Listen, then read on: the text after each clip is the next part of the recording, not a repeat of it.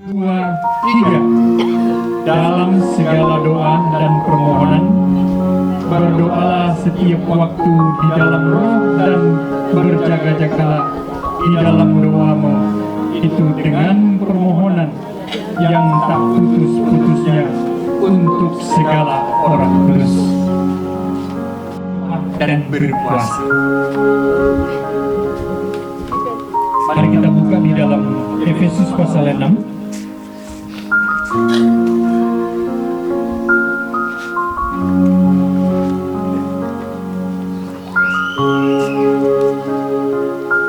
Efesus pasal 6 ayat yang ke-18.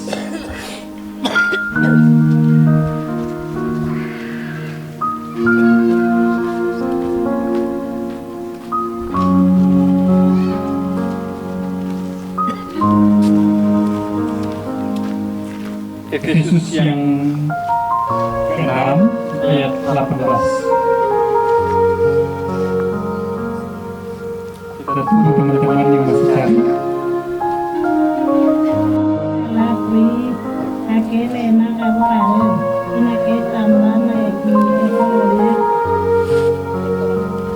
Baik, terima kasih. Hari ini kita akan belajar tentang kebenaran firman Tuhan. Yang tadi kita sudah belajar, kita sudah bacakan satu ayat saja. Kita akan membahas mengenai tentang doa. Setiap hari kita melakukan doa, kita mengerti makna kenapa kita berdoa. Arti daripada kata doa itu ada dua kata. Dia gunakan kata pros. Artinya itu menuju. Ketika kita berdoa, ada tujuan kita kepada siapa? Tentu kepada Tuhan. Kepada Tuhan yang mana? Karena banyak orang menyembah Tuhan di dalam dunia ini, tetapi yang Tuhan mau harus betul-betul tepat sasaran kepada siapa? Harus betul-betul kepada Yesus Kristus. Amin. Karena dia menjadi iman itu sendiri. Makanya itu ketika kita berdoa ada tujuan. Tujuan kita yaitu harus betul-betul tepat siapa yang kita tuju untuk kita berdoa. Yang kedua artinya adalah permohonan. Jadi artinya ketika kita berdoa hari ini, kita sedang mengutarakan atau menyampaikan permohonan kita. Sekarang sudah kita mendengarkan kesaksian. Ada begitu banyak penyampaian dalam bentuk kesaksian, tetapi itu dari kata-kata, itu yang menjadi doa. Bagaimana sikap kita ketika kita memohon kepada Tuhan? Ada 3 hal akan kita pelajari. Kalau kita berdoa kepada Tuhan, mengutarakan kepada Tuhan, kita memohon kepada Tuhan, cara kita seperti apa? Cara yang pertama adalah berdoa kepada Tuhan bahwa menyatakan diri kita bahwa kita tidak ada, bukan siapa-siapa di hadapan Tuhan. Ini yang pertama harus tahu. Ketika kita datang berdoa dan memohon kepada Tuhan, bahwa kita menunjukkan diri kita bahwa kita bukan siapa-siapa ketika kita berhadapan dengan Tuhan. Supaya kita ketika kita berdoa, kita tidak meminta Tuhan untuk kita atur. Tuhan itu bukan seperti security yang kita bisa suruh-suruh dia. Tuhan itu bukan seperti dokter yang harus suruh dia untuk layani kita. Karena apa? Hubungan kita dengan Tuhan, kita ini adalah ciptaannya Tuhan. Kalau kita paham adalah ciptaannya Tuhan, tentu kita tidak punya hak untuk mengatur Tuhan. Jadi kita harus sampaikan permohonan kita kepada Tuhan. Itu sikap pertama. Kita harus tundukkan diri. Kita sampaikan permohonan kepada kita. Terus bagaimana Tuhan? Apakah akan akan Tuhan jawab doa kita. Tuhan akan jawab doa kita karena kita tahu bahwa Tuhan baik ketika kita sampaikan doa kita. Cara kita hari ini kita belajar bagaimana sikap kita ketika kita mau berdoa kepada Tuhan. Jangan kita datang ke hadapan Tuhan dengan rasa saya lebih hebat daripada Tuhan. Tidak, kita mohon menundukkan diri. Itu yang pertama. Yang kedua, menyatakan diri kita bahwa kita tidak bisa berbuat. Ketika kita berdoa kepada Tuhan bahwa saya tidak bisa berbuat apa-apa lagi, makanya kita datang dengan lewat doa. Artinya kita tidak bisa apa-apa. Saudara dan Mama Maria tidak bisa berbuat sesuatu. Saudara bukan siapa-siapa. Makanya itu perlu kita memohon kepada Tuhan dengan tunduk. Artinya kita di situ kita merenungkan dan mengandalkan Tuhan di dalam kehidupan kita. Karena kita sadar kita tidak bisa berbuat apa-apa, maka kita perlu pertolongan Tuhan. Jangan kita merasa hebat, saya bisa. Anak saya hebat, anak saya kebun saya besar, saya bisa hidup. Belum tentu. Kita manusia ada batasnya, kadang-kadang kita lelah, kadang-kadang kita capek. Tetapi di situ kita harus sadar. Yang pertama, kita ada kita. Yang kedua, saya tidak bisa berbuat. Kalau saya tidak bisa kuat hari ini, semuanya itu karena Tuhan memberikan kita kekuatan. Bapak Ibu, tidak semuanya bisa kuat berpuasa. Hari ini mama mulai dari jam 1, kami dari jam 6 malam itu kita sudah tidak makan. Kita sudah mulai puasa. Tetapi kita masih kuat sampai jam 2 lebih ini. Tinggal 2 jam ke depan. Kita akan. Apakah dengan kekuatan kita, Bapak Ibu, secara psikologi, orang yang tidak makan pasti badannya lemah. Tetapi hari ini kita masih lompat-lompat, kita masih menyanyi-menyanyi. Itu sangat luar biasa. Itu karena bukan kita. Karena Tuhan memberi kita kekuatan supaya kita tegak berdiri, supaya kita kokoh saling mendoakan. Karena apa? Kita memberi beban itu hanya kepada Tuhan dalam bentuk kegiatan hari ini di dalam pemulihan Jaya Wijaya. Yang ketiga, tadi pertama bahwa kita mengakui bahwa kita ada dalam ciptaan yang Tuhan. Perlu kita tunduk di hadapan Tuhan. Kedua, kita tidak bisa apa-apa tanpa Tuhan. Yang ketiga, kita berdoa dan berpuasa meniadakan jasa kita. Kadang-kadang ada yang berdoa, saya berdoa sehingga Tuhan kasih saya karunia ini. Ada ini karena doa saya. Kadang-kadang kita kesaksian seperti itu.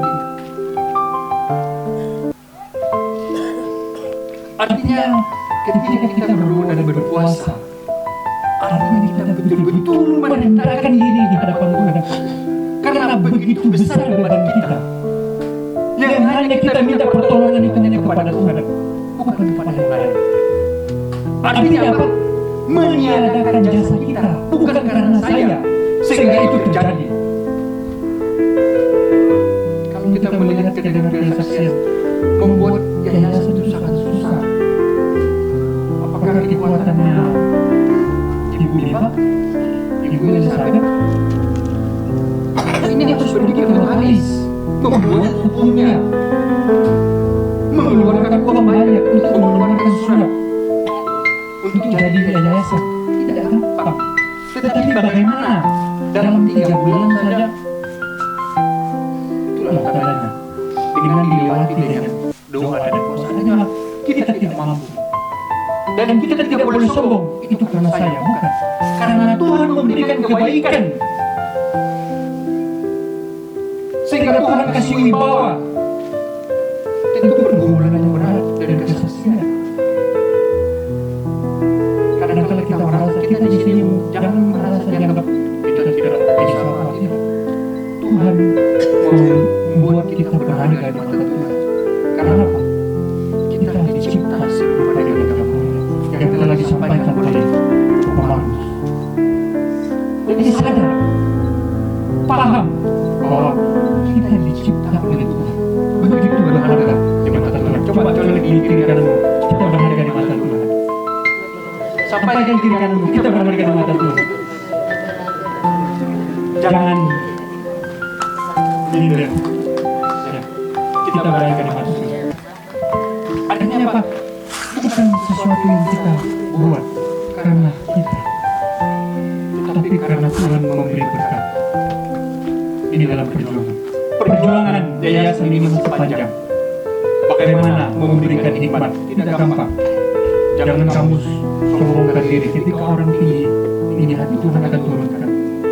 Perjalanan Yayasan ini untuk mengontrol semua yang hidup di dalam kabupaten, 8 kabupaten tidak gampang. Perlu hikmat Tuhan. Makanya tetap doa dan puasa terus dijalankan oleh. Itulah artinya berdoa dan berpuasa memiliki kuasa untuk kita bisa laksanakan kegiatan. Hari ini tanggal 31 kita bisa lakukan berdoa berkat begitu melimpah. Tetapi ada rancangan ke depan. Bisa jadi buat program bagaimana mempertemukan seluruh mama-mama Maria yang ada di kabupaten. Itu depan, itu pergumulan mama-mama Maria ke depan, tahun depan.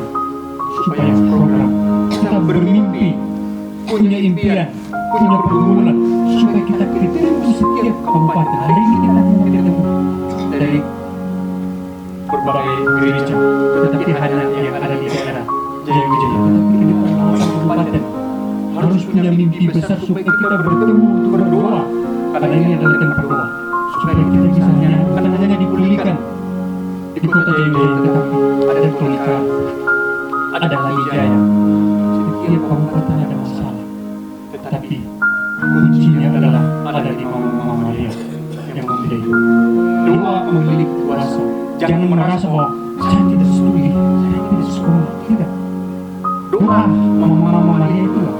Makanya kami ini laki-laki ini lahir dari perut mama. Jadi jangan rendah, mama itu sangat berperan besar terhadap kami laki-laki. Bagaimana Pak John Tambo bisa naik? Kalau tidak ada mama yang melahirkan dia, mana bisa dia lahir dunia ini? Tidak bisa. Jadi mama jangan rendah hati.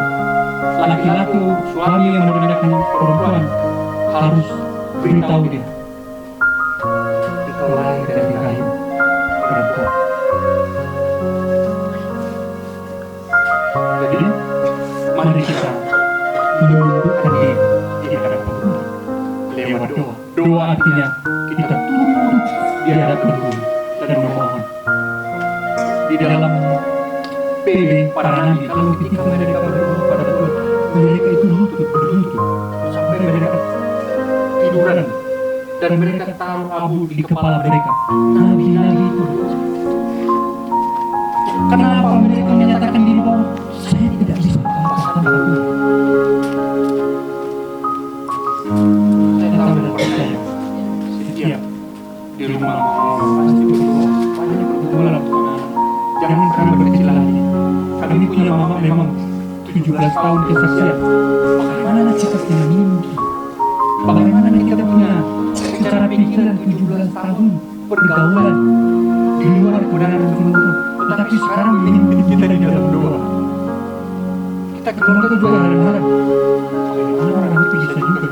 Artinya kita tidak boleh menghakimi orang. Tuhan bisa mengubah orang dalam satu detik.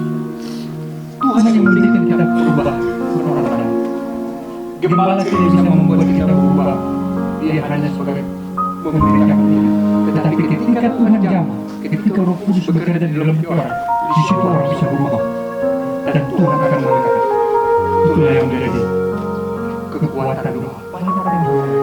Banyak orang berdoa untuk mampu, tapi setiap kita yang ada kesaksian tadi bahwa di dalam doa, mungkin 1 hari, mungkin 2 hari, mungkin 1 minggu, mungkin 1 bulan, sampai bertahun-tahun itu terus tetap setia di dalam doa. Kita tetap menundukkan diri. Kami firman Tuhan, kita akan berdoa untuk menutup dengan baik kepada firman Tuhan. Sampai hari ini, Bapa kami yang di surga, Engkau memberikan kekuatan kepada kami. Di dalam setiap perjalanan kami belajar tentang doa. Yang pertama Tuhan, bahwa kami sadar kami bukan siapa-siapa. Kami ini hanya ciptaan Tuhan, dan kami tidak dapat mengatur Tuhan. Tetapi biarlah kehendak Tuhan jadi kami. Kami juga belajar Tuhan, supaya kami sadar, ketika kami berhadapan dengan Tuhan, kami tidak ada apa-apanya. Oleh sebab itu, kami sangat memerlukan Tuhan untuk mendorong kami supaya kami maju ke depan. Kami tidak menjadi ekor Tuhan, tapi kami akan menjadi Tuhan. Tidak itu.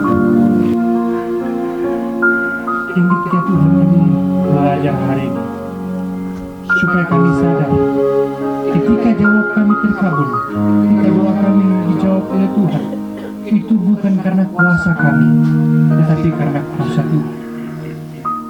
Supaya kami mengetahui bahwa Tuhan baik dalam segala sesuatu untuk memberikan, mendatangkan pengharapan kebaikan kepada kami umat Tuhan.